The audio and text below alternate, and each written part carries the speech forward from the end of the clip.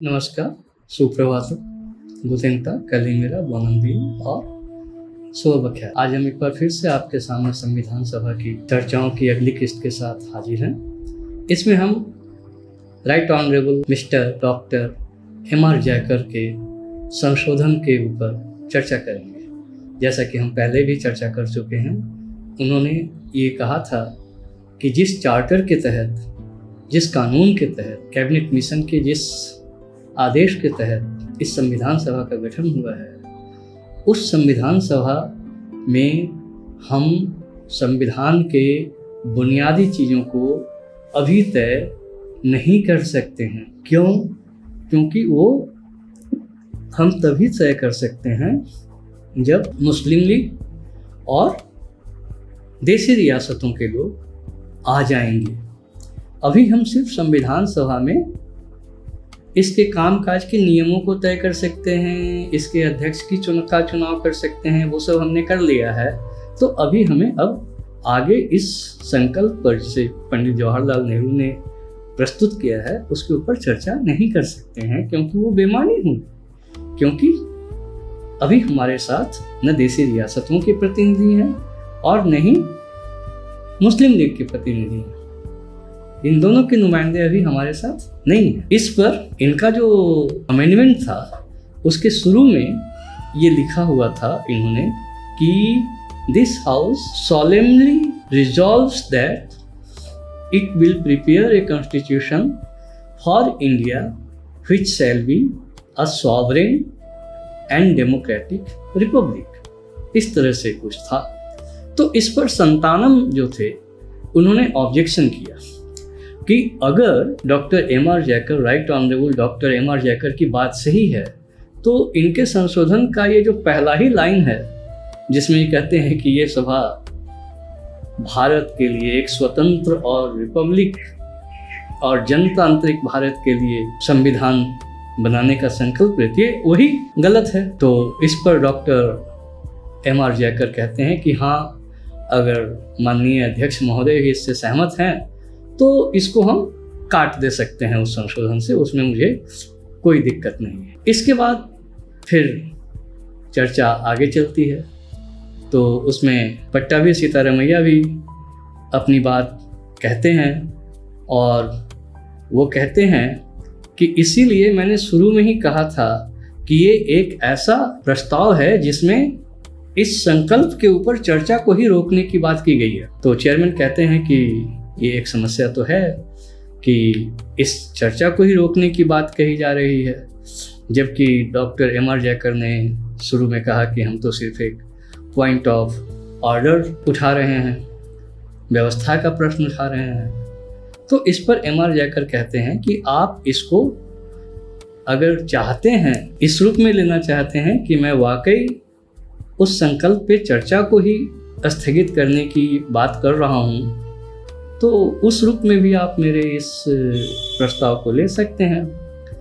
तो डॉक्टर राजेंद्र प्रसाद ने फैसला किया कि हाँ ठीक है, हम इस प्रस्ताव को और इस पे होने वाले संशोधनों को, दोनों पर एक साथ चर्चा कर सकते हैं। तो इस पर एम.आर. जयकर कहते हैं मगर उन संशोधनों में सबसे पहले हमारे संशोधन पे बात होनी चाहिए। क्यों? क्योंकि ये इस संकल्प के ऊपर विचार करने को ही रोकने की बात करता है। तो अगर आप दूसरे संशोधनों के ऊपर पहले चर्चा करेंगे, अमेंडमेंट पर, तो एक तरह से चर्चा शुरू हो जाएगी, जो कि मैं नहीं चाहता हूं कि हो। और इसके बाद वे उसी प्रस्ताव, उसी ऑर्डर के कुछ एक और खंडों को भी पढ़ते हैं, पढ़कर सुनाते हैं कि किस वजह से मैं ऐसी बात कह रहा हूँ।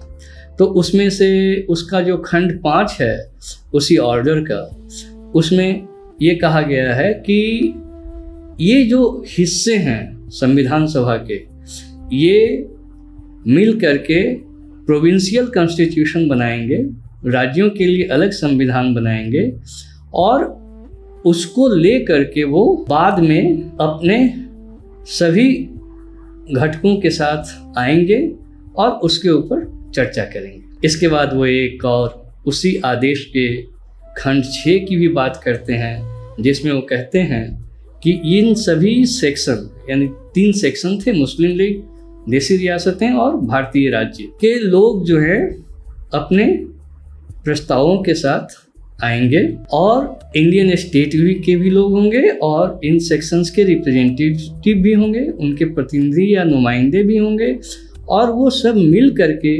इकट्ठे होकर के फिर इस कॉन्स्टिट्यूशन को बनाने के हिसाब से एक यूनियन कॉन्स्टिट्यूशन यानी संघीय संविधान को बनाने के ख्याल से जमा होंगे, एकत्र होंगे और तब फिर वो संविधान बनेगा। और इसीलिए इसके बाद वो कहते हैं कि इस आदेश के इन 2 खंडों की वजह से, इन 2 खंडों के कारण हमें लगता है कि जब तक देसी रियासतें और मुस्लिम लीग और कांग्रेस तीनों एक साथ नहीं बैठेंगे तब तक इस संविधान की बुनियादी चीज़ों के ऊपर चर्चा करना ठीक नहीं। इसके बाद एनवी गाडगिल हैं जो बम्बई जनरल से संविधान सभा के सदस्य थे, वो कहते हैं कि मगर इसका जो खंड 4 है उसमें तो इन चीज़ों की मनाही नहीं है।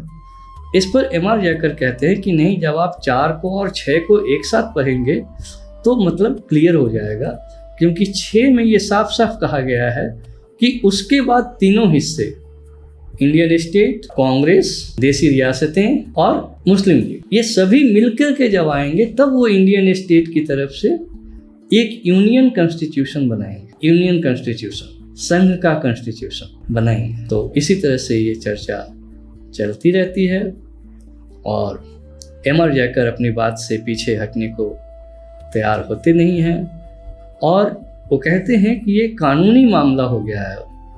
अगर हम इस आदेश का उल्लंघन करते हैं जिसके तहत हम बने हैं, जिसके तहत ये संविधान सभा बनी है, तो वो एक गैर कानूनी बात होगी, वो एक कानून विरुद्ध बात होगी और ऐसा नहीं होना चाहिए।